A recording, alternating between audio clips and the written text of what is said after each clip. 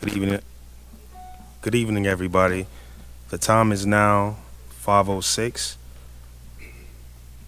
The April 10th, 2025 Prince George's County Board of Education meeting. I am Brandon Jackson, Chairman of the Board of Education. The meeting is being interpreted live in Spanish. To hear the meeting in Spanish, please call 508-924. Again, the number to call is 508-924-5155. Please focus your attention on the screen to hear this announcement in Spanish. Hay una línea telefónica simultánea disponible para las personas que desean escuchar la reunión de la Junta en español. Si desea escuchar la reunión en español, llame al 508-924-5155.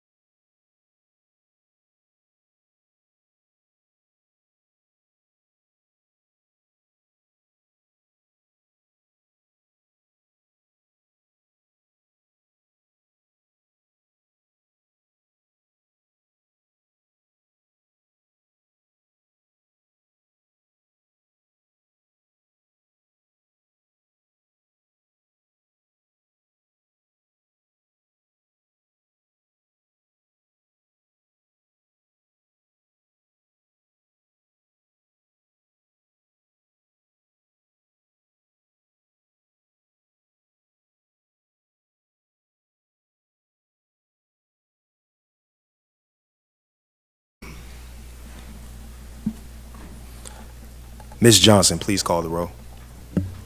Dr. Anderful, Present. Ms. Boozer Strother, Present. Mr. Briggs, Ms. Brown, Here. Mrs. Goins McCants, Present. Mr. Jongo, Present. Dr. Moss, Present. Ms. Walker, Present. and Mr. Jackson. Here. We have 9. We have 8. Thank you. A quorum is now present. If there is no objection, the April 10th, 2025 meeting agenda will be adopted. There being no objection, the April 10th, 2025 meeting agenda is adopted. Public comment. The chairman recognizes the registered speakers for their public comments. Registered speakers have 3 minutes to make their presentations and may not relinquish any part of their speaking time. The board will recognize your comments, but will not address them. Speakers may not address individuals or issues with profanity or derogatory terms. You will be warned once. If you continue, your comments will be muted and you may be removed from the meeting. Speakers are encouraged to use titles rather than names. For example, chair, board member, superintendent, principal, etc. There are 2 live public commenters tonight. Our first commenter is Mr. Timothy Meyer, president of Mount Rainier Elementary School PTO.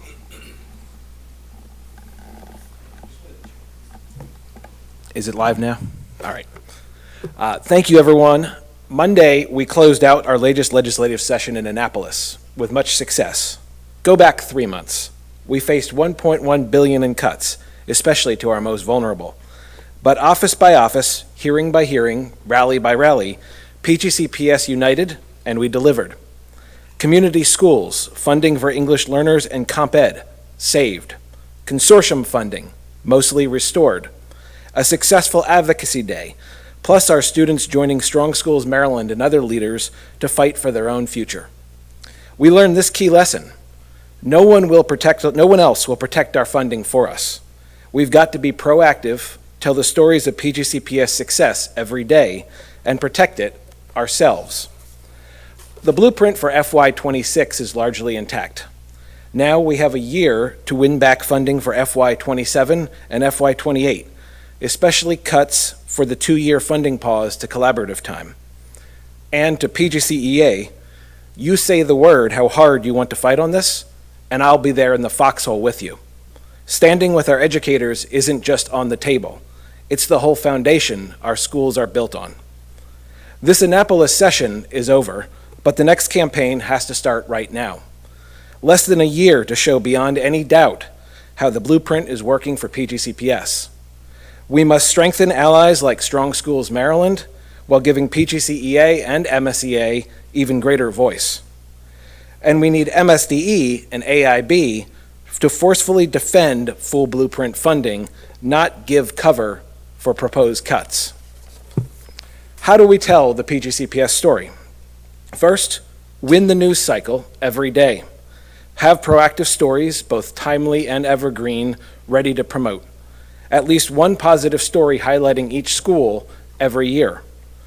Every boost in academic achievement or new award, publicly celebrate it. Tie PGCPS funding directly, tie PGCPS success directly to blueprint funding.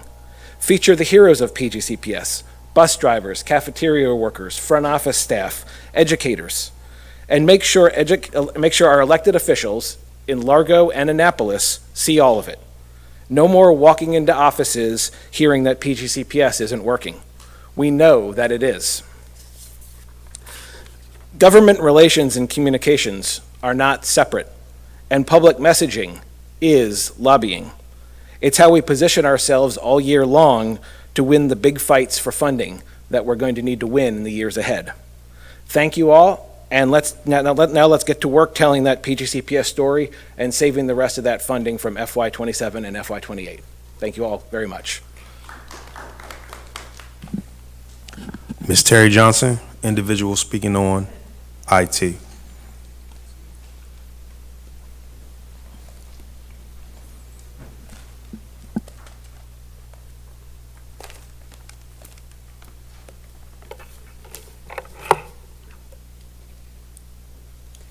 Hello, everyone. My name is Terry Johnson, and I've been working for the county for 18 years.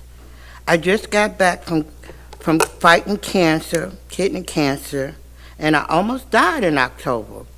But they had to remove one kidney, and I was told that every 3 months I have to go back to get checked to make sure the cancer does not come back, and if it does, I'm gonna die. I will not get a second chance. Senator Joanne B. Benson has been working with me on this situation that I have. I have the most certifications and Dell certifications.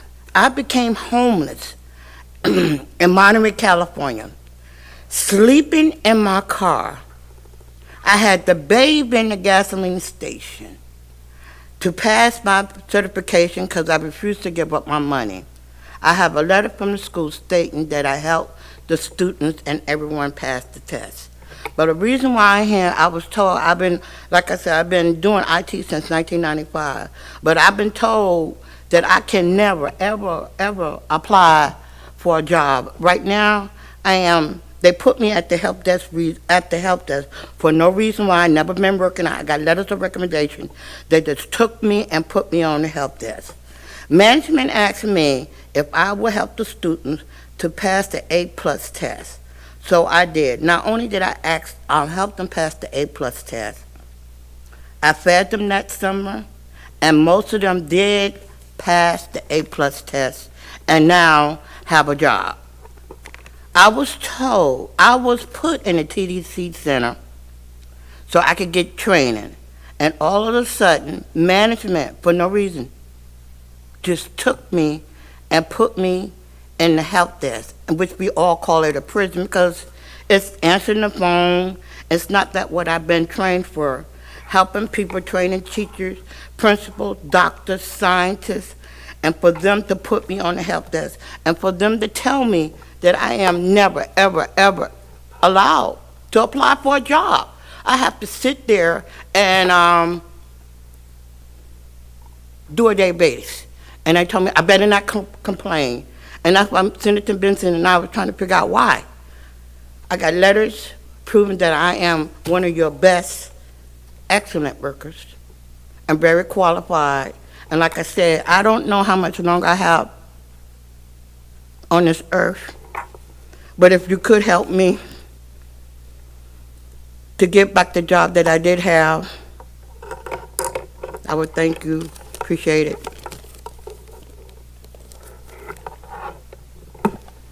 Thank you. Thank you, Ms. Johnson. That concludes our speakers for tonight. The chairman now recognizes Superintendent House for the academic achievement presentation. Thank you, Chair Jackson, and good evening, board members. At this time, I'd like to invite my Chief Academic Officer, Dr. Judy White, to the microphone, and she'll be introducing some of her team as we get started with this presentation. Dr. White?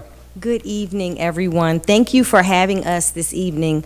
We are going to talk about academic achievement, which is not just involved the Division of Academics. It actually involves the Division of Academics, the Division of Accountability, and the Division of School Leadership and Support. We will be keeping this presentation at a very high level to give you room for questions, because I know you have intimately reviewed this presentation as it's already been posted. So I quickly want to just, our chiefs. If they don't mind, I'm just going to introduce the entire team. For the Division of Accountability, we have Jamie Bowers and Ben Levenger. We have, for the curriculum and instruction, I have Dr. Kia McDaniel, I have Simone McQuage for elementary, and I have Victoria Holmes in the back for coordinating supervisor of literacy. And our 3 associate superintendents, I have Dr. Cassandra Lassiter for elementary school, Amelia Coleman for middle school, and Dr. Carletta Morrow for high school. And I also have Kimberly Robinson here with us from accountability as well. That is the team. I don't think I've missed anyone. So we're going to start high leverage. If you can, I'm going to turn this presentation over. The reason all 3 teams are here is that we are a relay race. We pass the baton one to the other all year long to make magic happen for our school. So with that, I'm going to turn it over to Jamie Bowers. Good evening. I'm going to be sharing some data with you. As Dr. White shared, this presentation was posted on the Board Docs website, and it does have our overall DIBELS and our benchmark data from our beginning of year and middle of year. But I'm going to share an overall analysis of those 2 assessments with us this evening. So our DIBELS overall analysis, we've been using our DIBELS assessment for the past 3 years as our universal screener to screen for students with reading difficulties. This being the 3rd year that we're screening, we do screen all students in grades kindergarten through 3. And looking at our 3-year trend data for beginning of year and middle of year, we have shown a steady increase in most of our grade levels of students achieving at the at and the above benchmark performance levels on DIBELS. When looking at the at and above performance levels, the improvement that we've seen across the board from last year to this year is about 3 percentage points across all of our grade levels. We are also closely monitoring students in the following grade levels by the subtests that seem to be persistently underperforming in DIBELS over the past 3 years. In kindergarten, we're looking at phonemic awareness, and that skill asks kindergarten students to phoneme segmentation, which is take words apart by the parts of their sounds. In 1st grade, we are closely monitoring students and their letter sounds or their nonsense word fluency. In 2nd grade, we are closely monitoring students and their reading fluency. And in 3rd grade, we are closely monitoring students and their reading comprehension. I also want to share with you an overall analysis of our benchmark program, which we have been using in Prince George's County for 5 years. We've been using this benchmark program in our reading, math, science, and social studies contents. I'm going to share with you some overall analysis data on our reading and mathematics. So we have seen continued steady growth on our benchmark program across most of our grade levels in mathematics. And I'm happy to say that this being our 5th year, we have seen about an 8% growth across all of our grade levels in mathematics, with this current school year being our highest if you look at the next 2 slides in our 5-year trend in mathematics. So that's telling us that all of our efforts that we're putting into math interventions and supports in the classroom are definitely paying off in mathematics. In English language arts, we have also seen a consistent performance across all grade levels. We've seen about a 7 percentage point growth across all grades and courses. With respect to reading and writing, we are closely monitoring students in reading and their writing in response to both literary and informational texts. More specifically, in grades 3 through 5 and 6, we're closely monitoring students' written conventions, and in grades 3, 4, and 6, their written expression. In mathematics, students are also asked to write in response in the form of a modeling and/or reasoning item. We are closely monitoring students in grades 2, 3, 5, 6 through 8 in modeling responses, and grades 1, 4, and 6 through 8 in reasoning. More specifically, the grade distribution and time has shown us that grade 3 has proven to have some challenges in longward trends in looking at writing.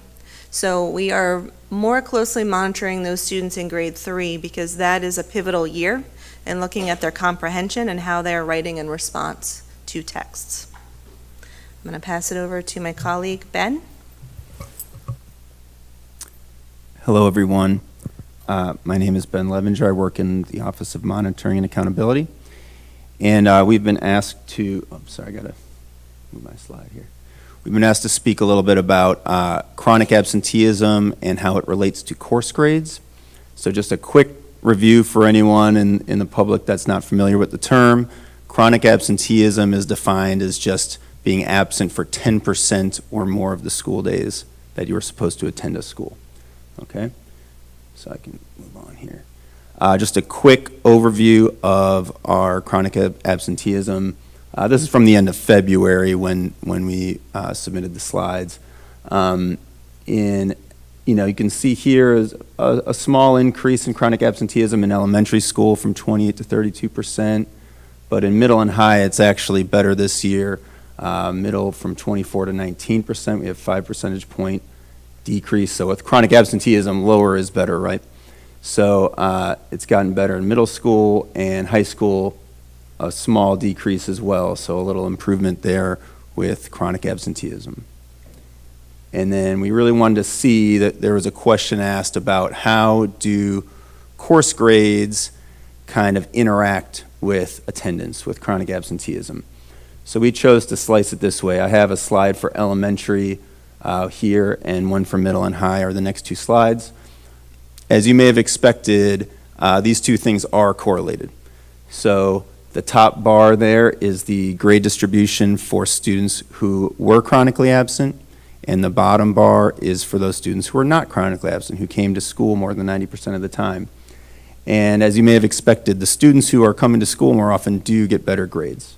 And you can kind of look at each bar to kind of see that. This is the elementary slide here. And I'd say a fairly significant difference. Here's the middle school slide, and here's the high school slide. So you can see major differences like the percentage of students who failed a course in high school. For the chronically absent students, 30% of their grades are failing grades. For the not chronically absent students who are coming to school most of the time, it was only 6%. So those are fairly large differences there. Okay, and I think I'm handing this back to, is that to Dr. White? Do you need this here? So we're going to talk a little about school performance plans. So this really falls under the one officer, Dr. Schrader's team leads this work.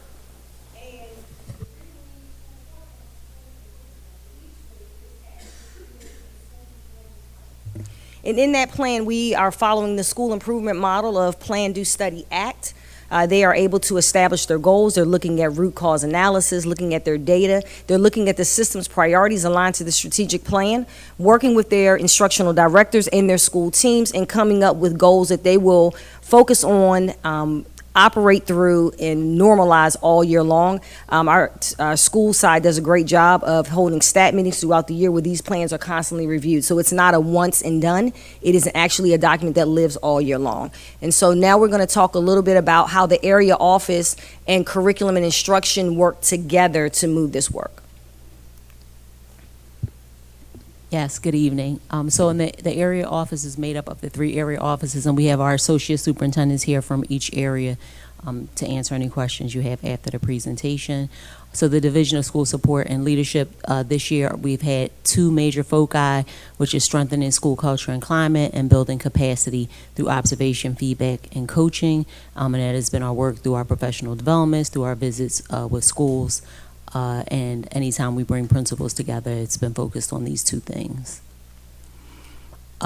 Alongside that, we have 2 things. To the right are our 4 targets that we've constantly went around this cycle with, which come directly from our T26, which is Accelerating Academic Achievement in Mathematics and ELA, where we work closely with our academic team around that, improving school culture and climate, expanding, enhancing mental health and social emotional learning, and we work through the Office of Student Services alongside schools with that, and improving attendance also through student services and the area offices. We continuously go through this teaching and learning cycle with data at the center, of course, through instructional rounds, but I'm really helping principals to support teachers as they plan, teach, give some type of assessment, analyze that data, reflect on that data, do a reteach if possible, and reflect on that, and then plan again. Our area office leadership levers that our associate superintendents continuously work on with through their instructional directors and principals are around leadership development, monitoring, instruction, and data accountability. So here you have our academic goal. We partner with the area office and with accountability because their priorities have become ours and our priorities become theirs. So it's not work that we can do in isolation. We have to make sure that we're in tandem, going out to schools, looking at curriculum. I'm hearing from teachers to find out ways to enhance our curriculum, make it better. Our teams are. Sorry about that. Did y'all hear what I said, or y'all want me to start over? Y'all heard me? Okay, I was using my cafeteria voice just a smidge. So we just work really well in tandem. And so while she showed her framework, this is ours. And so you've heard me talk about the academic journey before, and it's the how and the why. Like, who are we serving? We're serving our students. We want to make sure that when they leave us, that they are competent when they walk out of our doors. And so we've had to do a whole comprehensive plan around how we engage our students in the student learner profile. But then we have to work with our teachers to say, well, how do we get there? If that's what we want from them, what does that look like in practice? And we know that that comes from planning. We know we've already talked about culture and community, the experience in the classroom every single day, the rigor of that experience, and then we're looking at data and we're going back and refining based on the data that we see. So we focused on systems and structures. We monitor through learning walks and working with the area office, and then constantly working with Dr. Strader in the area office to do data analysis and to use that data to make adjustments. And a new office to the team this year is the Office of Transformation, Leadership, and Continuous Improvement. And this office really focuses on the theory of action that if we improve and innovate our programming around leadership development for both our current leaders and our aspiring leaders, then our school leaders will then create a culture of learning and conditions necessary for teachers to thrive that will then help us to get students to meet annual targets. And so this office works alongside all of these other offices that we talked about this evening to really think about the coherence and alignment between how we all support schools and to really give support around leadership development and helping leaders through all of these different supports in their schools. And so with that, we turn it back over to you for questions and next steps.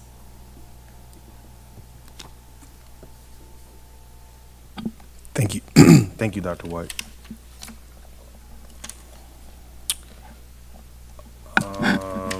That is Board Member, is that Brown? Okay. Thank you, Chair Jackson. Thank you so much to the academic team. I always get excited when you guys do presentations because I learn so much more about even what I could do for my children and what that looks like. So thank you. I had a couple of questions. Even though I do have a teacher's background, I know some of my community members are clueless when it comes to acronyms. So can you explain what DIBELS is, please? Sure. DIBELS is the assessment that we're using as our early screener. I'm trying to think of what the acronym stands for, but it's a subtest of skills. So every student in kindergarten, first, second, third grade takes it. It's a one-on-one interview type assessment between a child and the teacher. And they have 4 subtests where they have 1 minute to take each subtest. Dynamic Indicators of Basic Early Literacy Skills is the acronym. Thank you so much. I Yes. appreciate that. And just to give a little clarity for sure. that, we, by state law, we have to have a universal screener for children in our youngest and earliest grades. And so DIBELS is the assessment that we have chosen. Most LEAs in the state of Maryland are using DIBELS. We offer it, we provide it as a diagnostic at the beginning of the year.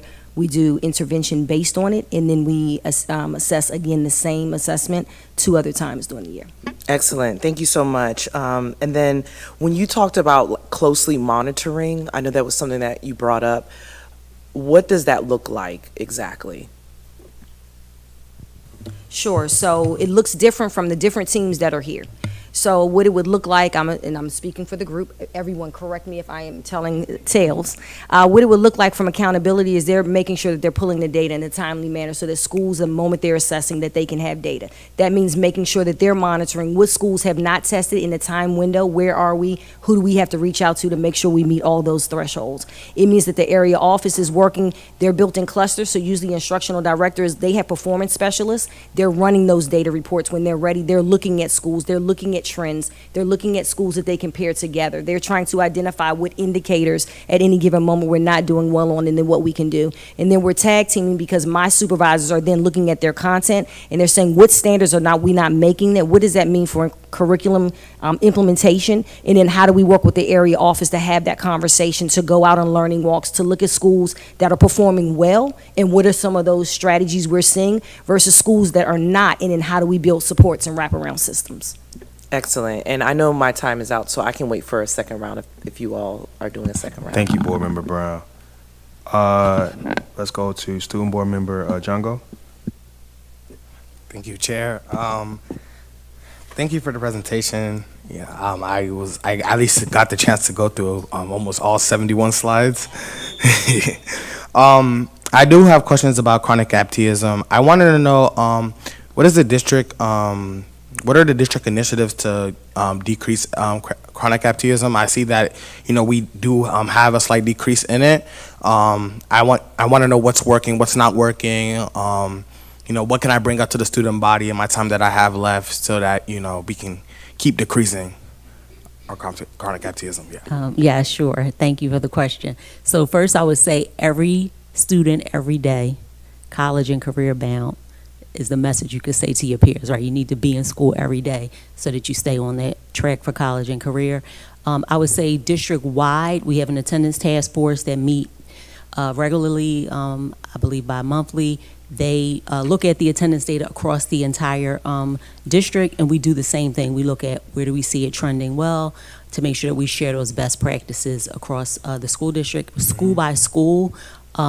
Different leaders are doing different things based on what their community needs, and so they have it could vary from some schools monitoring the attendance in classrooms in the elementary grades and middle who have perfect attendance. Those students are recognized, monthly assemblies. They may have an attend dance where students get to come to the dance with perfect attendance, all types of rewards and recognitions. They also do a lot through the parent engagement person at the school, and if there's a community school coordinator to engage the family so that the children are there every day. And I would say not just it's important every day, but it's also important to be on time, especially in our schools. When children come late, they miss a lot of key opportunities in the morning, and so we also want students to be here on time. So working with parents around that, and then this year we actually kicked off an attendance campaign and competition between schools. And so every month at our leader meetings through student services, we work with monitoring and accountability to get the data, and then we recognize and celebrate and give a trophy to each school who has made the most improvement in decreasing their chronic absenteeism. And then our team, Dr. Tisa Holly and Dr. Faison, have gone around and videotaped the leaders of the schools where we see the chronic absenteeism going down at a high rate, and having them talk about what are those best practices. And then we know here recently we've had some challenges with attendance with many of our students, through all the immigration things that were going on, and just making sure that those communities and we're making families feel safe to send their children, and then leaders were sharing those practices that they were doing across schools as well. Thank you. Thank you, Dr. Davis. Next up is Board Member Walker. Thank you so much.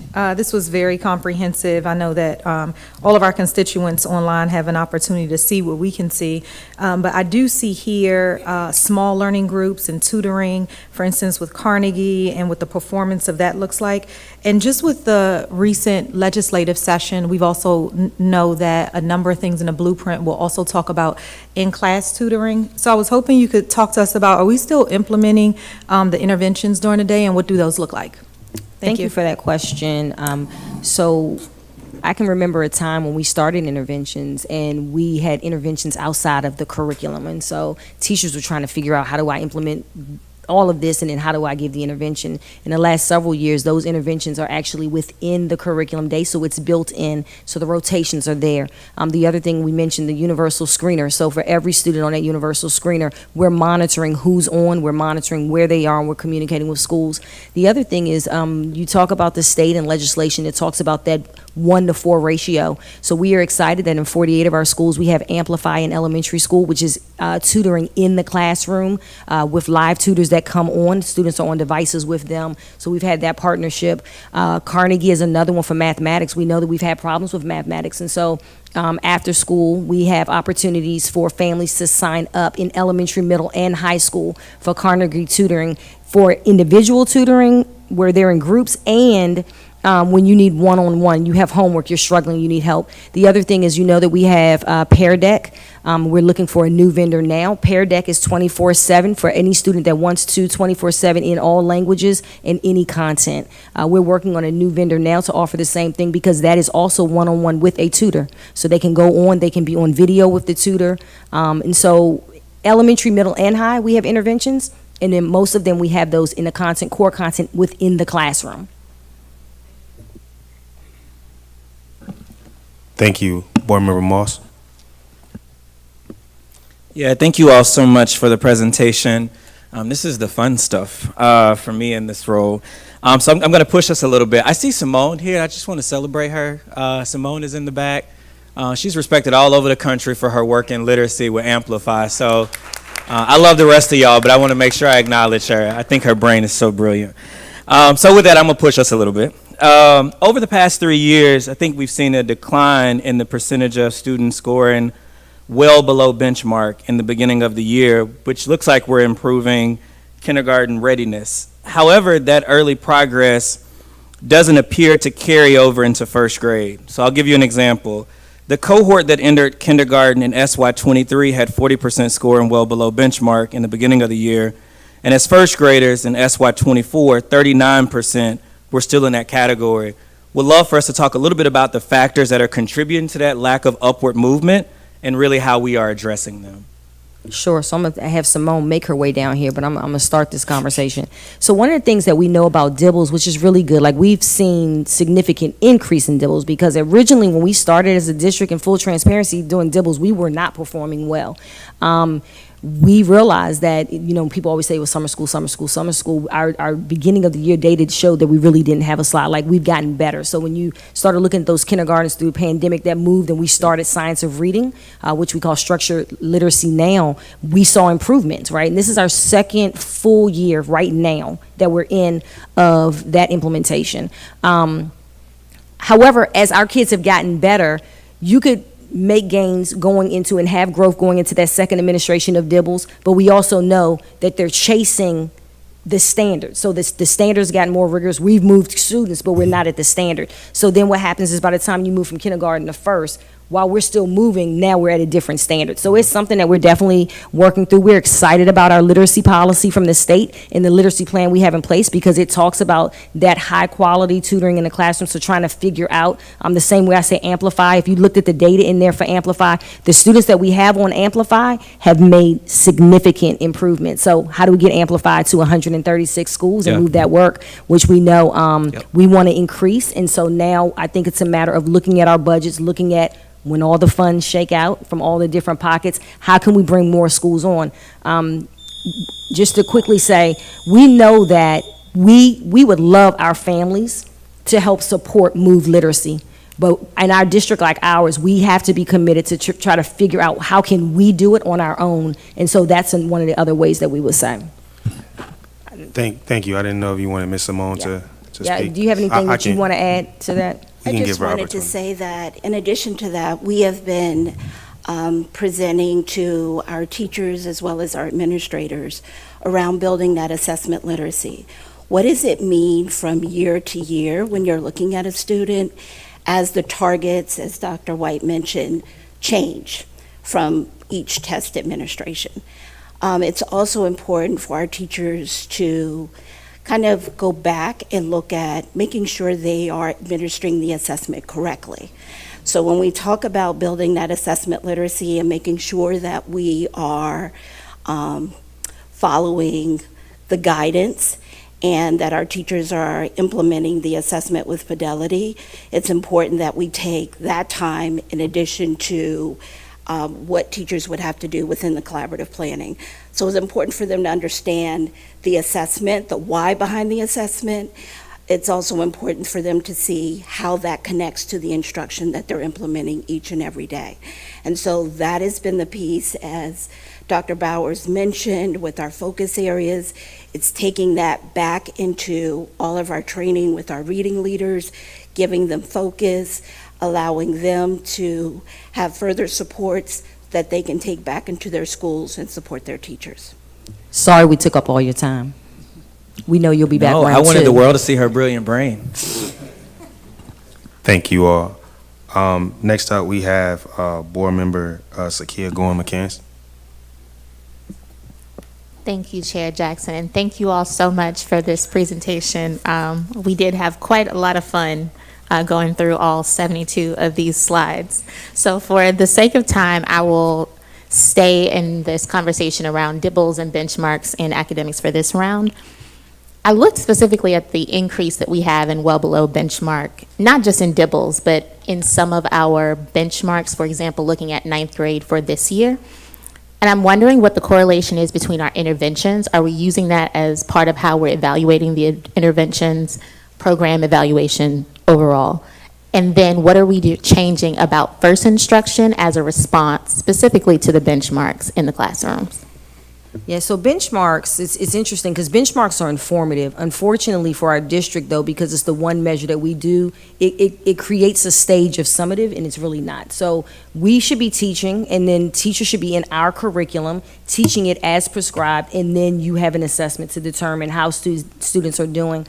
Sometimes we're identifying the students, so students aren't in our curriculum, and or a teacher is pacing based on the classroom, and they haven't gotten to all the standards. So then that document, that information, teachers should be using to take it back through collaborative planning, through some of the things that Dr. Davis said, to how do you go back in the classroom and where do you find those opportunities to hit those standards that we're just not making it. It's clear on the benchmarks that we have certain standards that we're not making it. So we're always like, okay, how do we pull that back? Then how do we dissect it? And then we need our partners, and they're very honest with us, because sometimes I always tell my content people, y'all are brilliant, but we're not in the classroom. And so they'll come back and say, yeah, that was great, it sounded good, y'all put it on paper, but teachers are struggling with how to get it out there. So how do you make it simpler? How do you give teachers something in the way that they can do? And so that's always the charge for us, is how do we adjust? The other thing then the reason we use the interventions is when I see targeted that you need a specific thing, I can put you on it to try to give you that reinforcement, because what we all know is that the curriculum keeps moving.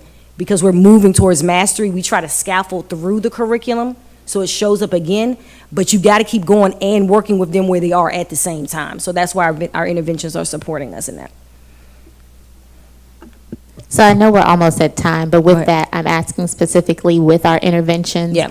What are we using to evaluate whether the interventions themselves are working, given where this okay, look like? I missed that part of the question. So we've done, we were spending a lot of money on a lot of interventions, and you know, what I've said to the team is when we look at the data, if we can't find, number one, let's look at all the schools that should be using it, are they even in it?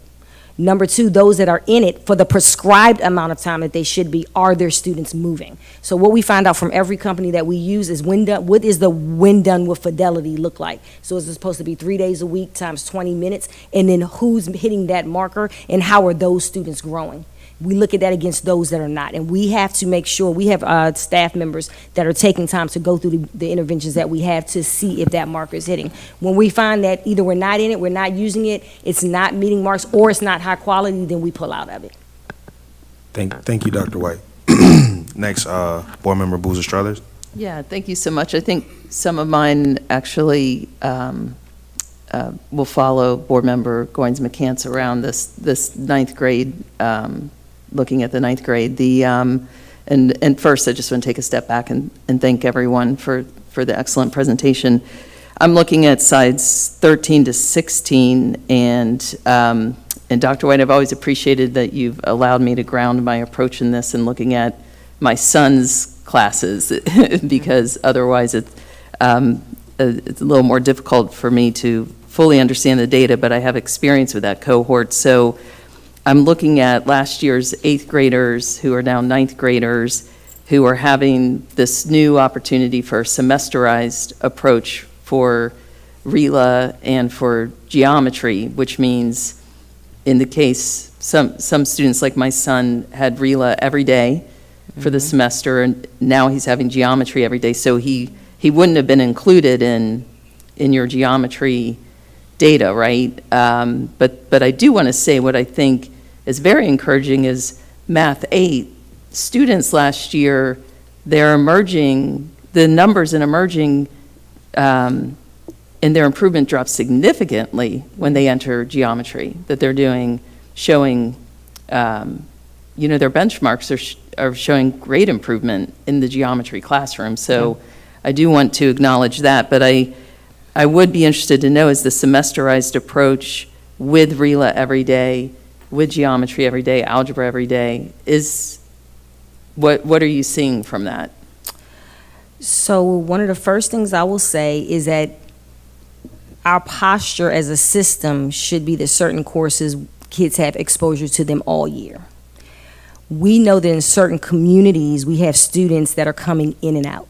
And so because they're coming in and out, what we never want is a student to come into our district in January, February, and many of them can't earn any credits with us because they've missed half the year. So they're sitting in classrooms and they're not gaining. And so we have some schools that have taken a we want them to be innovative, and they've taken some innovative approaches. So what we have partnered with some of those schools that have done that to ensure that there are other ways that students are staying engaged in reading and in mathematics throughout the year.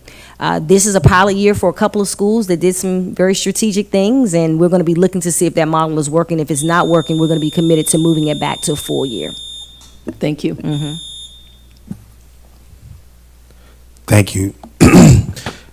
Sin, is there anyone else who would like to go on a first round that haven't? Okay. Vice Chair Briggs. Okay, thank you so much, Dr. White. Thank you so much, Dr. Davis and teams. So I wanted to start off with Dibbles, and wanted to just mention that I really appreciate the piece around that specific assessment being formative versus summative. I wanted to know if you know what the factors could be contributing to the decreases in growth. Well, first, I want to start by saying thank you so much for the presentation, but also I think there's so many great things that I saw from looking at the data that are moving forward. And hopefully, just for everyone on the teams and for the leaders, I think most of you all know that my style is both growth-oriented as well as, I think, giving the kudos. So I do want to preface by saying that. I wanted to know if you all know what the factors could be contributing to the decreases in growth from the beginning of the year to the middle of the year. And I want to just caveat by saying that I know many things could impact scores, and I'm wondering if any of those are environmental or related to other things, given that that's a formative assessment. Are you all tracking what those things are? Do you have an idea of what those things are? So if we're speaking Dibbles, the reason that you see the decrease at that moment in time is simply because as our kids have grown, the test has grown. So where we really like to look at Dibbles is from the beginning of the year to the end of the year. Yeah. That middle of the year, what happens too is we give Dibbles and then we get them on an intervention. Because it's the first time they're engaging with the intervention, we've got to get every student in. So we taken Dibbles, I think we have up into, Jamie, correct me, until into September for Dibbles, possibly? It ends early October. Ends early October. So now they're in an intervention beginning October. We take the second administration of Dibbles in December, January, right? And so we have Thanksgiving break, we have winter break, that all span in that period of time. So they're in that intervention, but they don't. So then now when you get to the end of the year, now they've pretty much had a full year of intervention in between. And so we really like to see, it'll be nice, we'll come back, especially with academic achievement, and bring that last Dibbles administration so we can share that with you when you see it. But it's just that the target is moving. So we're growing, but so is the target. Oh, I see. For a first grader, because the standard, they're expecting a first grader to grow all year. So we're doing it, but because we started maybe behind where that national growth was for the beginning, we're moving, but we're just not at the pace that's moving. Does that make sense? Okay, and so I wanted to just ask another question that was in the data. It said concerning the monitoring for the subtests that students are chronically underperforming in, is there an awareness of whether that is related to instructional interventions versus student mastery?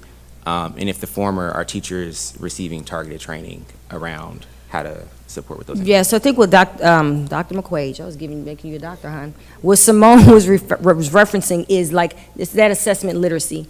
Anytime, and we're a district that, I think when we first rolled out Dibbles, we were online, like we started in the pandemic. And so that assessment literacy, we have new teachers come in, you want your teachers to understand the assessment, number one. When they get their data, what do you do with the data? So we have targeted instruction about what to do with the data, and then we work with our partners to say, how do we help administrators work with teams to break their data apart? We are also doing that in the backdrop. Right, because what then we need to do is like, what are we seeing? What does it mean? Then when we have our reading specialist trainings, what do we tell them? How do we support them? How do we adjust any interventions for that data? All right, thank you so much. Okay, is that you, Dr. Anderful? Okay, recognize Dr. Anderful. Still right. Good evening, everyone. Thank you so much for the presentation. A lot of the questions I had have already been answered, but I think one specifically that I have, so I have a third grader, I think a lot of you know, and I've actually seen him start to struggle with writing. And so what you're referencing about the downward trend there, I'm obviously very personally interested in our interventions. I know that a lot of the offerings that we have are, I'm very familiar with, a lot of the resources that he has. He references them. I'm asking him how much he's using them in the classroom. But I also know that where we see the most growth with writing is actually in writing, right? When they have the opportunity to write, physically write, and have someone assist them as they are writing. And that is difficult to do online. It takes a lot of one-on-one support. And so I'd love to hear a little bit more about what's being done to support writing specifically as we're seeing this trend in third grade. I apologize. In elementary school, we have within the curriculum, they have writing workshop mini lessons, they have a writer's notebook, and they have routine writer prompts. So as I think about this sometimes, because this comes up, one of the things you have seen on a benchmark is that when you look at the benchmark and you look at our scores, our students are bombing on writing. So if you take that correlation and you take that to MCAT, right, our students could be doing better if our writing was getting better. So we've really looked at how does that show up in the curriculum? What are those natural routines that students should have? And then I guess for my team, it's about how do you go back and really talk to students about the context of why and how to transfer skills from one thing to the next. But it's in there a lot. At some moment in time, maybe when we come to academic achievement, I'll bring some of those samples of where writing shows up in the curriculum and what it looks like and how we prompt students to write. That prompting occurs in elementary, middle, and high, a different way, but it's there. And so one of the things we're trying to figure out is where do you see that disconnect? At one moment in time, we also saw that our males wrote less than our females. So how do we break that? To your point, an intervention online where I'm just tapping and I'm going through and I'm not writing is not going to hit that. That has to be with how we work with students and train them in the process of writing and how to take the thoughts that they can speak verbally and put it to paper. The other thing I think sometimes is that they're on computers so much and then you want them to now get to pen and paper and that becomes a thing. And so I think we also need to work on the balance of technology and tangible. You have final thought? I just want to use up all your time so we can get to the second round. I'm good. Okay. Thank you. All right. Thank you, Dr. White. We always enjoy your commentary, though. So this is moving into the second round. So first up, I have Board Member Brown. Okay, thank you so much for the information. I still had stuff from the prior information or round that we had. So, and a lot of my questions did get answered, but one of the things I saw was 6% of scholars they come to school more than 90% of the time. However, they're failing still. Have we identified those students and what support are they receiving?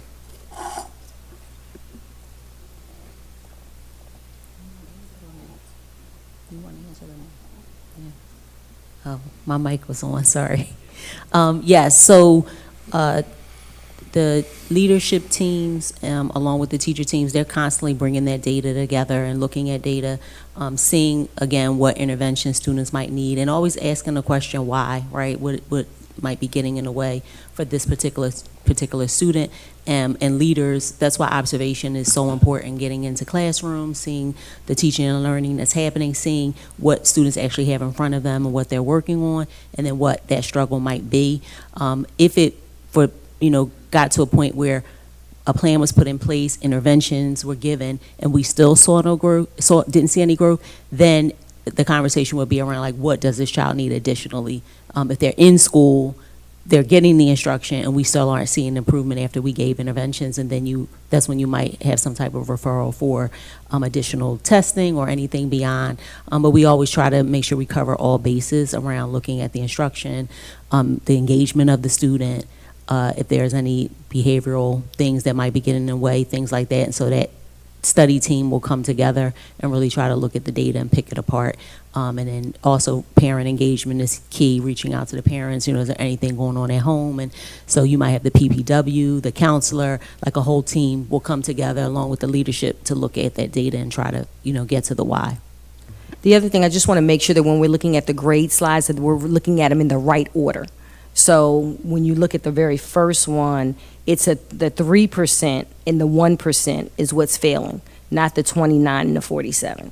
So I just want to make sure that, because it can be a little deceiving when you first look at the slides, making sure we're looking at it in the right order. Yeah, and just to add to that, so the 6% is correct for high school students, that's right. For middle school. I have high schoolers, so that's why I was okay, concerned. fair enough. Yeah, so yes. Middle school is Gotcha. 2% and elementary is 1%. So it's, a little different, but there are a few kids like that at each level. Okay, no, thank you very much, and I'm out of time. Thank you. Yeah, thank you. Board Member Boozer-Strother. Yeah, thank you so much. I'm going to go to the topic of absenteeism, and there's, and this, part of my, sort of annual message of my desire that the definition of chronic absenteeism be changed and be split out from public health and family wellness to, and excused absences and then unexcused separately. That not only we know our data on each of those, but I believe the state needs to change that definition, because when everything's important, nothing's important. And I feel like you watch the state and the schools, everyone's just like spinning their wheels when we have the data. So there's so I just want to continue to push for us to be leaders and speaking out about the public health issues here in Prince George's County, because the flu, we're not going to be held harmless for the flu and the days our students miss because of the flu, and we had to have significant response for that. And we know there were many missed days, and the state report card still has this. And we know the reasons from the blueprint, and we know our community schools are doing a lot around this. And I do know we have case studies right now. I really appreciate the positive approach this year. The award, I see that there's been awards for our high schools and middle schools on improvement of around absenteeism, but it's not easy to do that. It requires, family advocates and to get there. So I think we should be sending those case studies to the state board's current task force on this. And I saw some really great work out of Nicholas Orme Middle School. I'll call out some success there, and really, really targeted, like the way community schools is supposed to be doing. And and Langley Park McCormick, I think, and some others are really doing some great work. So once again, I want to call out that this is not simple. Not every day missed is the same. There's significant reasons around missing school. And then the other is I would like to address the data on missed, we talk about this instructional time in the classroom. Our educators also miss instructional time. And I do want to, 5 years ago, I sat down with Cameron Millspaw when he was at Cool Spring, and he showed me his data on down to the minute of missed school for students and for his educators. And I wonder if we should be looking at, if he was looking at those data points and thought that was important, maybe this board should be seeing the data points on that, because I'm also concerned about our educators' health and well-being. Thank you. Okay. Thank you. Next up is Dr. Moss. I'm going to go back to literacy just for a bit. We know that third grade reading performance is certainly a critical benchmark, and one that's often cited nationally as a predictor of long-term outcomes, including incarceration rates. When we look across our district, though, there are clear disparities in performance on the Maryland third grade assessment. Are there specific schools or zones where students consistently underperform on DIBELS? And how are area offices being held accountable for addressing and closing those gaps prior to students entering the third grade? So, like Dr. White spoke to earlier, we do have the stat days where the leaders are asked to bring their data, and that's an accountability point where they're sharing it with the area office team. But we also have team members come from academics and student services and to talk about, you know, other issues that might be impacting instruction. And then the leaders are asked to, you know, make a plan around it and some action plans. And then they're held accountable to that by their instructional directors. The instructional directors visit schools, and they constantly are looking at data and seeing, what are you doing, you know, to plan, do, study, act, like we talked about, what's working, what's not working, and what they need support around. But I think I would say it's about accountability and support, because some things are within their control and there's some things happening outside of their control, and so we try to do both, give the accountability and the support. Yeah, I think that one of the curiosities I have around this, thank you to Chief Strader and his team at NSBA. I spent time going through every board member district's third grade reading data, thanks to your dashboard. And the disparities are clear. Mm-hmm. And I appreciate the approach that we're taking systems wide. But I do think districts like the one I represent, which is District 7, where there are clear disparities in terms of kids being able to read, we need a different prescription. And so I really would like to ask the superintendent administration to think really differently about how we target this. And we've had some of those conversations. Mm-hmm. So I just want to share those to the public. For instance, when we look at Amplify, we see that when kids are actually on Amplify, 56% of them are actually knocking it out of the park. Mm-hmm. But we don't, and this is a scary word, but we don't require our schools to do that. We give principals autonomy around that. I just think that we need to have a stronger hand in that and require that our leaders are actually implementing the best practice so that we can get kids reading quicker and you know, faster. So I do want to push us to think about a targeted prescription in those parts of the county. Yeah, and this was our second year. We just finished our second year, really had a chance to look at that amplified data, and that's what we've seen. And that's the data that we had an opportunity to look at and discuss. So it's something that we're definitely looking at. I know that we're looking in your district and just trying to really think. The other thing, again, I keep bringing back to that board policy on literacy. It talks about MTSS, so across our teams, like how do we really build our teachers to know when to move students through those tiers, and really building a comprehensive system that's not complicated for them. Because I think so many things are coming from so many angles. All we're doing is piling on and piling on and piling on. And how do we take all of that and throw it away and make a streamlined process so teachers can go in the classroom and we can see movement with students? So it is something we're looking at. And again, I'll keep you posted on where we fall with Amplify. Thank you, Dr. White.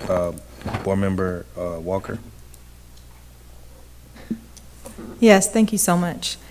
Now, talking academics, I would be remiss not to highlight that today we have a new Teacher of the Year.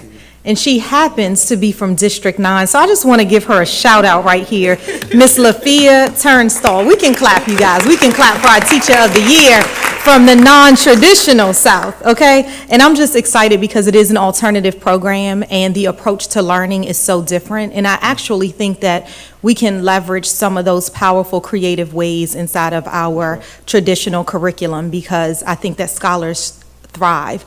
But I have less than 2 minutes now. So the question that, and I would like for us to take a look at that, but a lot of my colleagues have asked, I wanted to ask about failing students, also district by district performance, so thank you.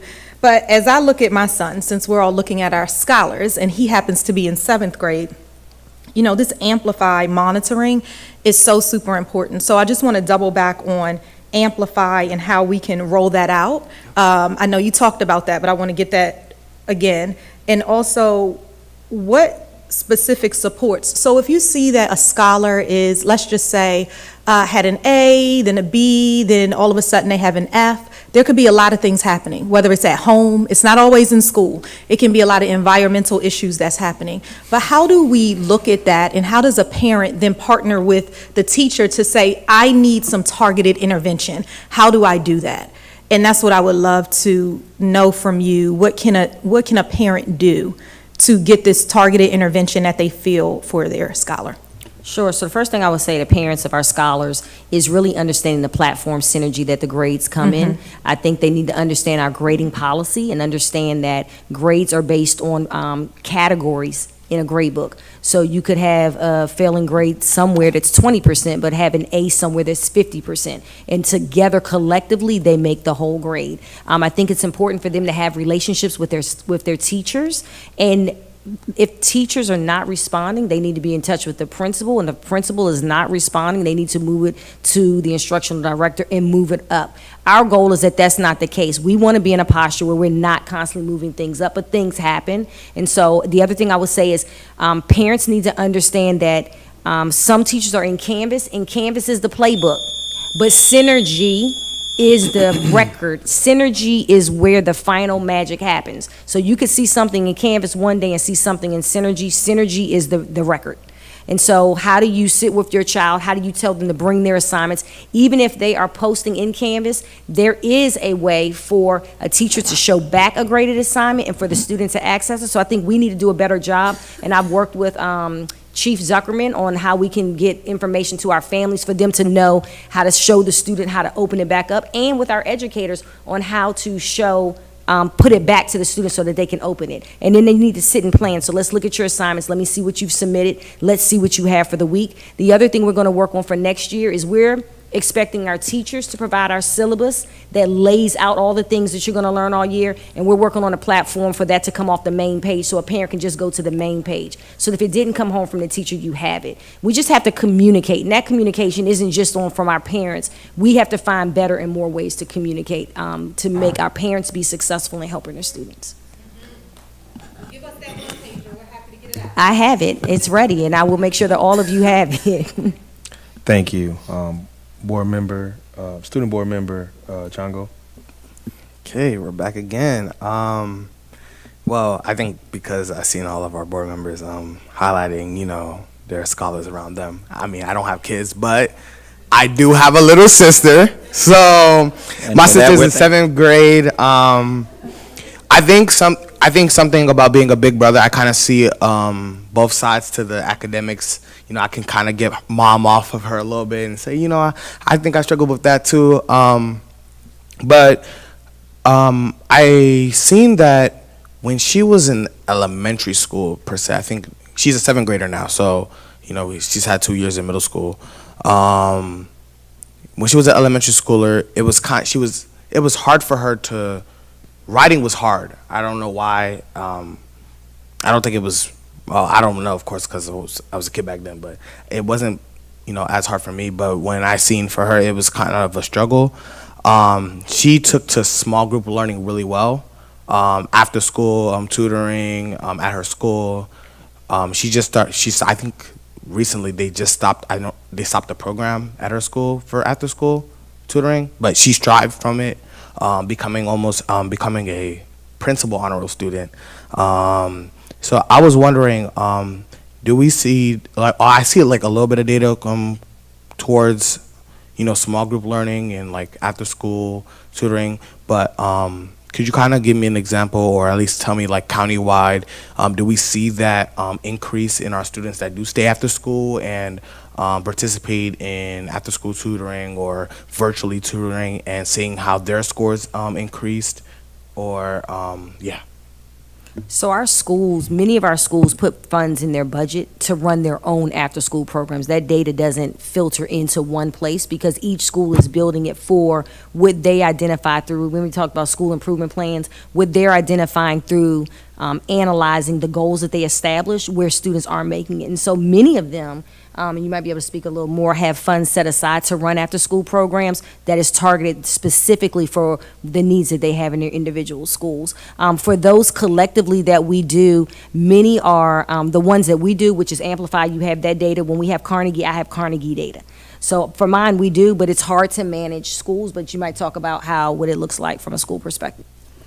And I'll have one of my associate superintendents answer this question in terms of what happens at school. But I will say, I know that our community schools are a great resource in that as well, because it brings money for after-school programming, Saturday programming as well. So not all of our schools are community schools, but in those schools, or Title I, they're able to use that money for after-school programming as well. And sometimes there's partners that come in and do it, but I'll turn it over to any of my associate supes who would like to add on.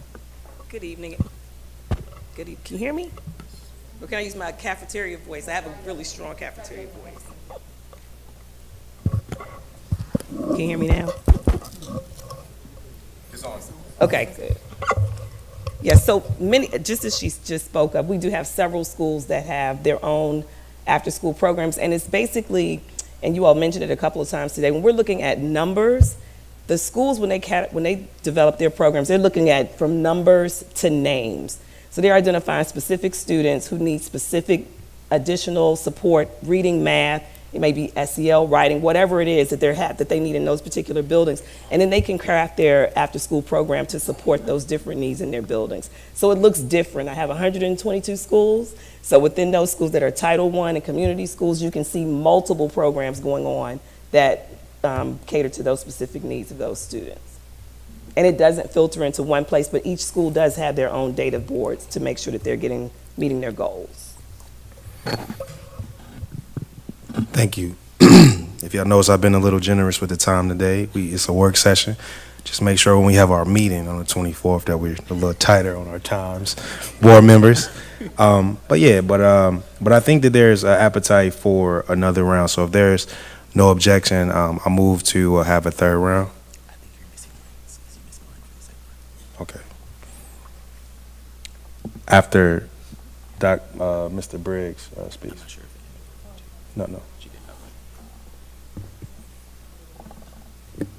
Okay, so I'll try to stay in the 2 minutes and 30 seconds. So Dr. White and team, looking at the high school results, most students across benchmark 1 years in reading, English language arts, and math performed in the emerging or developing learner category. And it made me think, how do these results track with the college and career readiness standards? And do they impact college and career readiness at all in any way when you correlate the two, if at all? College and career readiness, the state actually has just redefined what makes college and career ready. I can share the document with you, which would probably be helpful for you to see. By the time our students get to 10th grade, if they have a 3.0, Jamie, you see I'm sliding over you, the 3.0 in algebra. Yeah, cumulative GPA, 3.0. They need to have a certain score on the Algebra 1 assessment or an A, B, or C in algebra. an algebra class. That's option 1. Option 2 is the certain score on the English 10 and the Algebra 1. Right, and that's in 9th and 10th grade. If they get past 9th and 10th grade, if they've taken 2 dual enrollments, they're automatically college and career ready. If they have a CTE completer, they'll all be automatically college and career ready. If they're in IB courses and they pass those courses, they're college and career ready. So they have now added different metrics. But what our goal is how do we begin looking at 9th grade, and we've started working with Dr. Morrow and her team on in that 9th grade, how are we looking at report cards? How are we looking at how students are doing? How are they performing? Because as many kids as we can get to that 3.0, then if they just get an A, B, or C in that 10th grade year in algebra, they can be CCR. So we're looking at all the different pathways we have for all the students that we have. It was another part of your question. That was one part. Well, no, and I was thinking, I guess the point I was trying to make, and I think you answered it, but part of it is is the data, because I saw like a large amount of students that were, again, in emerging or developing. Yeah.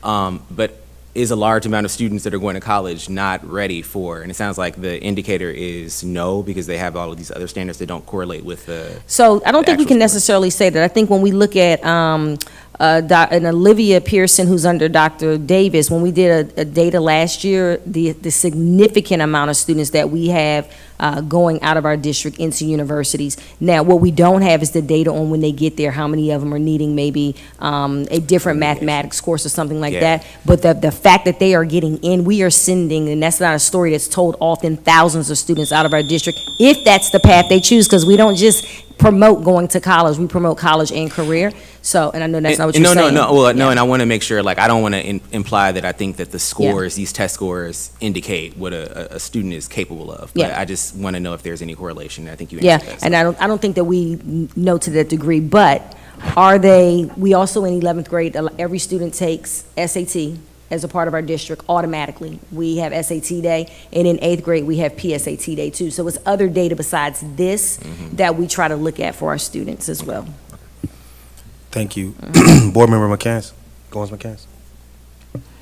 Thank you, Chair. I think in this same vein of talking about the academics and the benchmarks and the writing that some of my colleagues brought up, looking at the writing implications page, you're showing us for 3rd grade and 4th grade reading the percentage of students who are earning a 0 on the writing item. Could you all give us a little bit of an explanation about that? For example, 3rd graders on the reading benchmark 1, 40% of them got a 0. So is that a 0 we're assuming they just didn't write anything at all? Or they are, scoring so low on that rubric if there's a 0? Do we have different ways of notating that? Yeah, we did have different ways. The majority of that is they're not writing at all. They just didn't write, right? So it doesn't mean you can't write, you just didn't write. It could be also that it wasn't scored for whatever reason to be on the rubric. We could break out what the percent is of students who are writing that earn a 0, which would give you a different perspective on that slide. We can gather that information for you. And are these assessments handwritten, or are they taking them on the computers? Our benchmarks are online. Yep, a majority of our students are responding to writing online. We do have kids that have large print or paper as part of their IEP or 504. That's a very small percent. But to Dr. White's point, that is something we look at, is the students who are earning a 0, because on our writing item, a student can earn anywhere between 12 and 19 points. On a writing item. So if a student is earning 0 points on a 12-point item, that makes up a majority of the points on that benchmark assessment. And so that's something we definitely look at. When we look at 0s, it's not always the student isn't writing anything, it's they couldn't have written a response that warranted a score on the rubric either. So that's definitely something that we look at on our benchmarks, because we have seen an uptick of students getting 0 points out of 12 to 19 on those writing items, which is something that we're definitely closely monitoring. And one of the things that we can do on academic achievement as well is bring a sample of what the benchmark looks like. When we built benchmarks in Pearson, which is the platform that we take MCAP, we built it at that. We built them all the way down to the standard, the level, the rigor of MCAP. That was going to be my next question, so thank you. Thank you. If there's no objection, we'll do a 3rd round. Seeing that there's no objection, Board Member Moss. Yeah, this wasn't my question, but I would like to see, when I was a school principal, one of the things that was true was that writing kept some students from the next performance band. And if 12 to 19 points are there, that could move one child from the next band to the next. And so then we would have a conversation. If you just write 3 sentences, you're more likely to get 1 to 2 points. So I would like to see at some point some aggregation of our kids who are bubble kids, if you know what that language is, and how quickly we're actually moving them. I think that would be good for the board to see, because I guarantee you a bunch of our data is not moving because they're bubble kids and they're right there at the cusp, and we could probably see our percentages change overwhelmingly. But one of the things I want to say in the last bit of time here is I certainly favor human interaction over computer-based programming. And you all have talked a little bit about Dreambox. I think Dreambox sells dreams, and it's not as effective, and its effect sizes are very low. And so I'd love to hear about the way in which our Tier 2 and 3 intervention systems are aligned with professional learning and DIBELS and other data to make sure we're moving kids faster and with greater impact. I've said that several times tonight. I think we're moving kids, but it needs to happen faster and with greater impact. And the only way we get there are through interventions that are effective and have large effect sizes. So what is our process for moving off things that sell dreams to things that actually make dreams happen? Yeah, and that's one of the reasons we have Carnegie, so that we move to that that one-on-one interaction.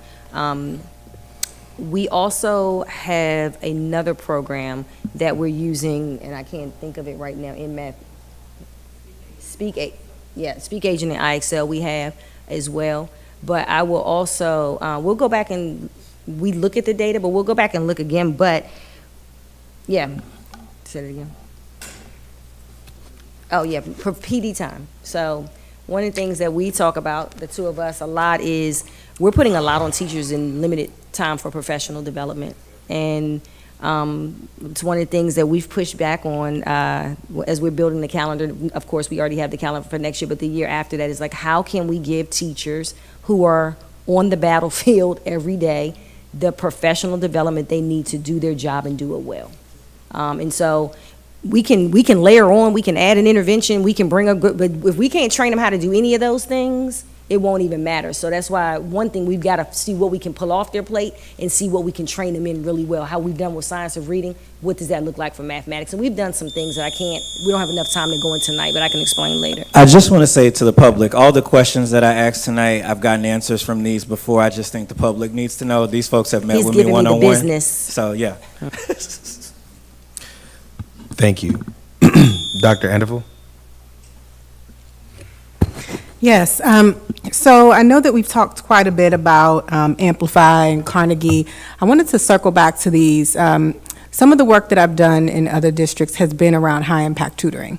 And so one of the things I just want to speak to, especially for the public, and make clear on, I think a lot of people, when they hear high-impact tutoring, they just think it's really great tutoring. And it's actually a lot more than that, right? So there are very specific components to high-impact tutoring.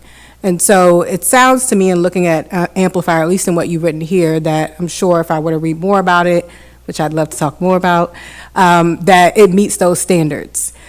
My question is, aside from the fact that we've already talked about how we'd love to see more of that, especially in areas where we know that we have students at greater risk, we see that there's research that certainly says that high-impact tutoring works, right, and actually shows gains for students, so we want more of that. But for the schools, you've referenced some other tutoring programs that may be happening in other schools, or after-school programs. Something that I've seen be effective in other districts is actually figuring out ways to provide information to schools who have other partners coming in, sharing what those standards are for high-impact tutoring, putting some type of precedent in place to say, this is what high-impact tutoring looks like, to ensure that even if there are outside partners coming in and providing those services, that they are meeting certain standards, right? So I want to emphasize that it's not as much of a question as it is a very strong recommendation if we think about our capacity and where we could see some of the other efforts of partners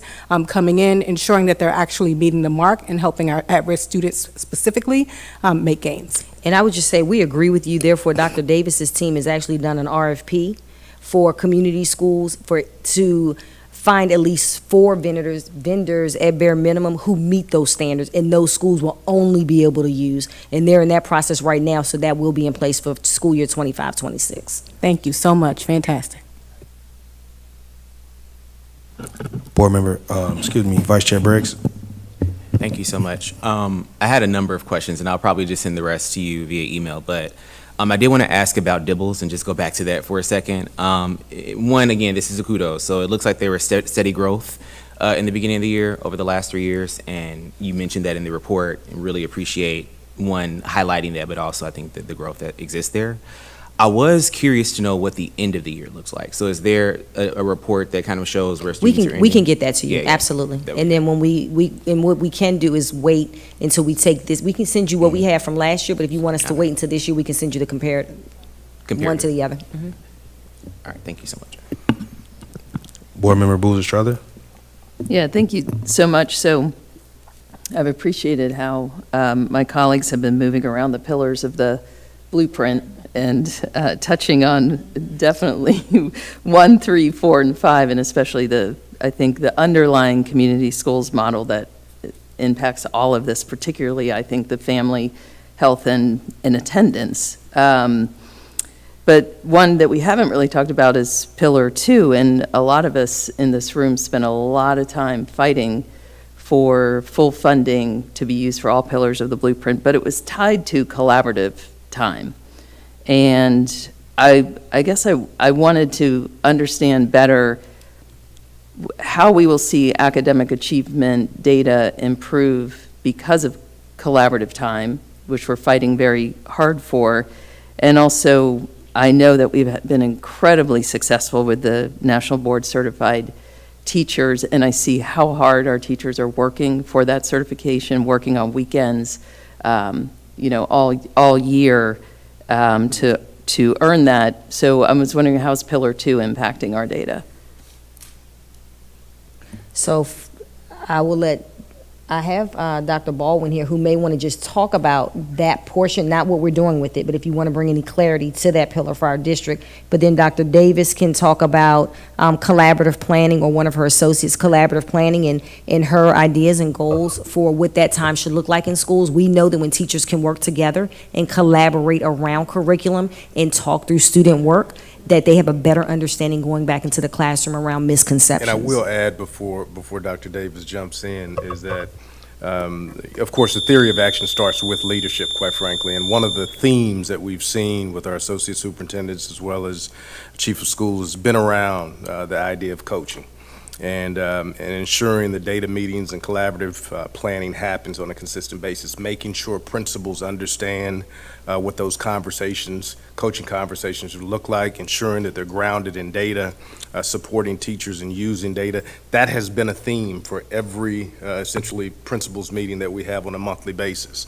And again, the theory of our action starts with leadership and bleeds down into schools on a consistent basis. I have quite a bit to say in reference to a couple other things, but I'm going to let Dr. Davis jump in. Did you want Chrissy to say something? Or no? Oh, okay. Yes, so Superintendent House is correct. We spent this year with our leaders, both our principals and our assistant principals, because we know they lead collaborative planning time as well. Only one principal to every school, so they can't be in every meeting. We definitely want to move to our ILTs next year, because they also, our teacher leaders, are key in leading those collaborative planning meetings as well. If any of my associate superintendents want to talk about the work this year, I'll have them jump in. But just to let you know, our purview for next year is really around weekly data meetings and getting calibration across all of our schools around a high quality data meeting, and how do you bring teachers into a data meeting, look at student work and look at standards and say, have the conversation around what do our kids need to know and show to be able to have mastery on this standard. And so we've just rolled that training out with our leaders. Our APs get it next month. Dr. White's team got it this month. Our instructional directors had it a few months ago, and then at Summer Leadership Institute, we will kick that off, and it will be a continuation from the observation, feedback, and coaching. And now, how do you reach more teachers through weekly data meetings that are grounded in what our kids are actually doing, and starting with an exemplar of what should the work look like, either the teacher creating the exemplar or finding an exemplar within students, and then judging other kids' work, like those bubble kids, against the exemplar, and then having a conversation with teachers about what needs to change about your teaching so that we move these kids to mastery. But some of that is happening now, and I will say for the community that's watching and our leaders that are watching, there are principals who are being very creative about their schedule, who are finding ways to build in collaborative planning time. And we just want to thank them for that, because they see how important it is. But if there's anything that the Blueprint can do to help us make sure that that's happening for every teacher, every principal, without magic having to happen at scheduled time, that would be great. But we are working on it. And I'll just, if my associates want to say anything, because We meet monthly systemically, but they take it even farther when they meet in their cluster meetings of like, so what does this mean for you at your grade level? And then, their area meetings, and then the instructional directors meet with them as clusters, and then they take it even deeper with them at their cluster level. So if any of them want to jump in. They said I said it all. But the last piece that I'll say is it's all about, continuous improvement and improvement science. And I just want to again acknowledge for anyone who's watching that, to our parents as well, this is hard work, but we believe that our teachers, our leaders, and our students can do it, and we're here to support them. And we are seeing great gains around the work, and it really is, the investment is worth the time, or the juice is worth the squeeze that we are seeing around this work. And we just have to think more about how do we build that professional learning time in, because it is a heavy lift. It's not easy. And so we want to think about that moving forward. I just want to add, Dr. Baldwin champions us around Pillar 2, so I didn't want to not acknowledge her. She might not have anything to say, and she may think we did a great job, but I just want to acknowledge her. She wanted to say something. Oh, thank you for that opportunity, and thank you for just shouting out Pillar 2. If you are not aware, Prince George's County Public Schools is known for having one of the best Pillar 2s when it comes to the blueprint. So I hope you all will be very proud of that. We have the largest number of aspiring nationally board certified teachers. We're one person ahead of Montgomery County Public Schools, so I said we're going to keep that one person going. In addition to that, we were asked by the AIB to pilot Level 4, our teacher career ladder, which it has been recognized by that effort. And so we're really doing some really good work in Pillar 2 and with our recruitment and our retention strategies. And for those who don't know, because it's recruitment season, I have to be a brand ambassador. Because of the support that we give our teachers to be nationally board certified, if you are placed in one of the schools that are identified as what the state identifies as low performing, we actually pay one of the highest salaries. So those teachers get an additional $17,000 on top of their regular salary. I'm sorry, $22,000 on top of their regular salary, and then I believe it's about $17,000 for our nationally board certified teachers who are not teaching at those schools. So please feel free to share that information, and we also give a lot of support for teachers to get through that process. Thank you. Thank you. And I believe she left something at your tables when you sat down. You had some items from her. Yeah. Thank you so much. Board Member Walker, followed by Board Member Goins. I'll tell you, your presentation was so extensive and so comprehensive that I said, I don't need to ask any questions.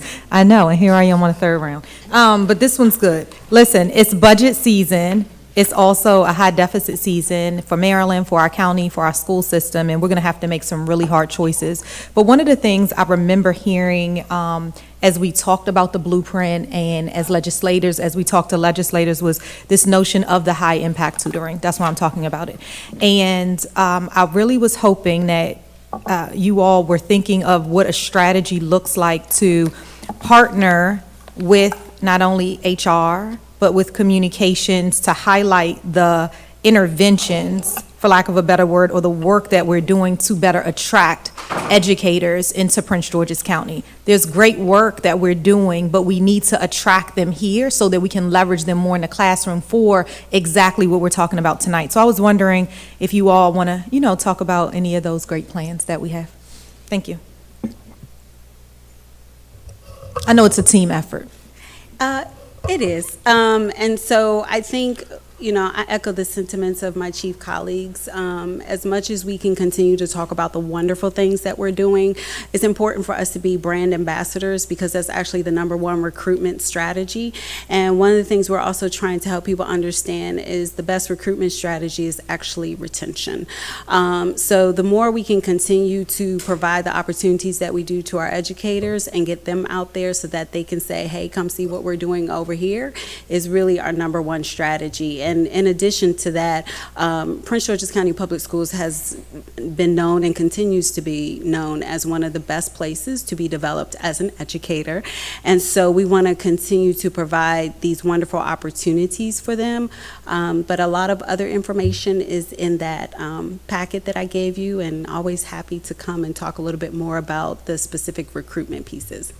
And I don't want you to think that we look at Christy because Dr. Baldwin, because she's the head of human resources, because any chief should be able to tell you, and we can tell you what she's doing. She's doing some amazing work, and her together with communications has out there. She pulled me with her to Channel 9, and we were on about 2 weeks ago. She just had a very successful hiring fair. I just try to yield the room to the chief who should respond, but it's all of our responsibility to be ambassadors for our district. Absolutely, and thank you. Board Member McCants, Goins McCants.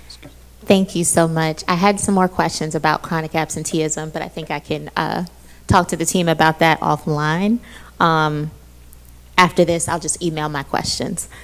I did have some additional questions because I saw at the very end of the presentation, to the point about our human capital needs and what's going on in some of our schools, that we have a lot of students who, probably due to some of the more work that we can help you all and as a community need to help with in terms of recruitment, but a lot of students who are still in classrooms with long-term subs. So what does that support look like for them, especially since at a long-term point, they are in front of so many of our students?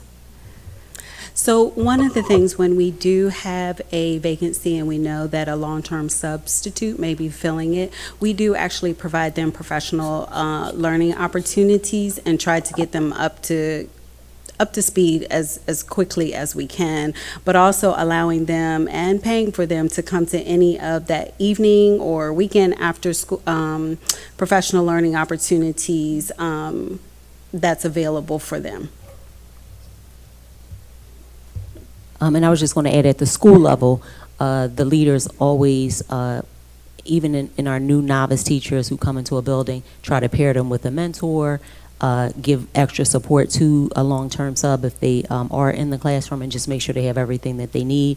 That would be a class that they would spend more time in to give them more feedback, to make sure that they have supports. And so I think we're fortunate that many of our retired teachers will come back sometimes and serve as substitutes as well. So, yeah.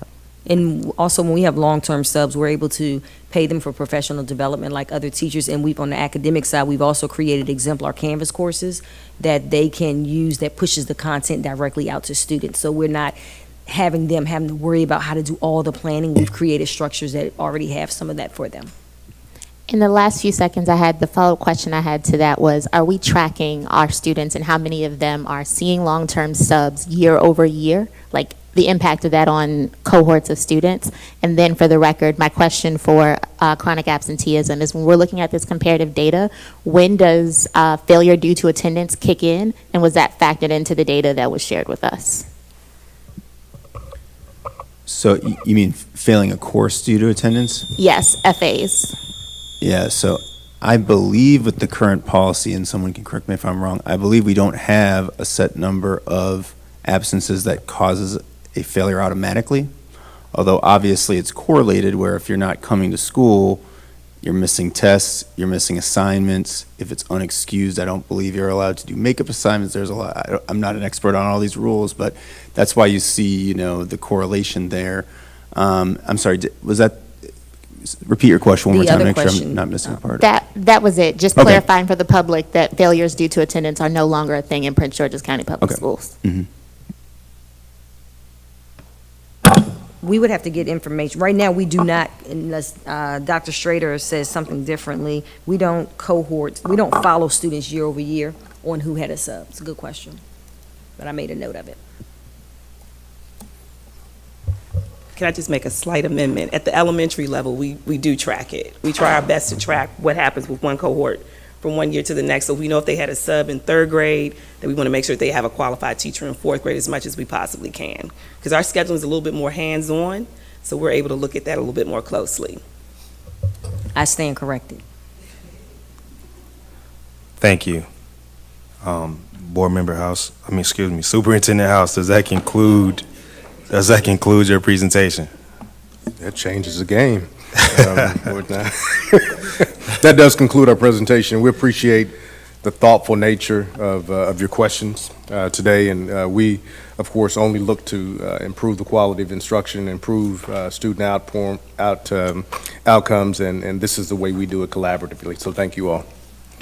Yeah, thank you, Superintendent House and team. I thought that since we only had a single item on our agenda today, that we spent some time going through the data and talking in a little bit more granular terms. And I really appreciate you guys being prepared to answer the questions that we had tonight. But there being no further business, the time is now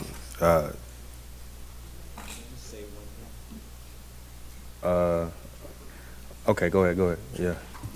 Because I can't on the 24th, because you said we can't run over time. So. Okay, all right. I just want to say to the public, one, thank you for you all for doing this, but as someone who studies this stuff every day, it takes 5 years to change a system. And so I just want to make sure the public knows that all of these efforts take time to be able to implement to get the progress you want. No school changes overnight. If it does, it'll fall the next day. So, because they probably cheated. But I just want to say to the public, it takes time to improve a school, and especially a system this large.